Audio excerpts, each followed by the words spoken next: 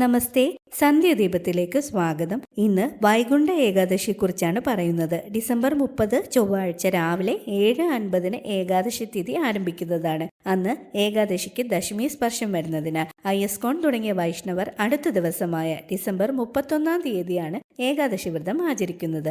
സാധാരണ ഭക്തർക്ക് നിങ്ങളുടെ ഇഷ്ടാനുസൃതം ഡിസംബർ 30 തീയതിയോ ഡിസംബർ 31 തീയതിയോ ഏകാദശി വ്രതം അനുഷ്ഠിക്കാവുന്നതാണ്.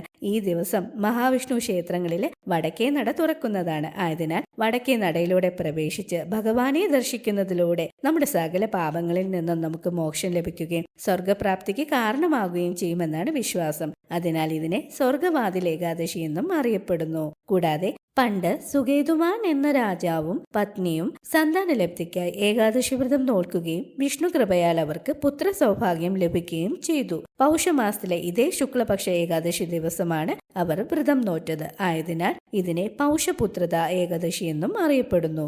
പാപമോക്ഷത്തിനും സ്വർഗപ്രാപ്തിക്കും സന്താനലബ്ധിക്കും ഒരുപോലെ പ്രാധാന്യമാണ് ഈ ഏകാദശി. ദശമി ദിവസം ഒരിക്കലൂണായിട്ട് വ്രതം ആരംഭിക്കാവുന്നതാണ്.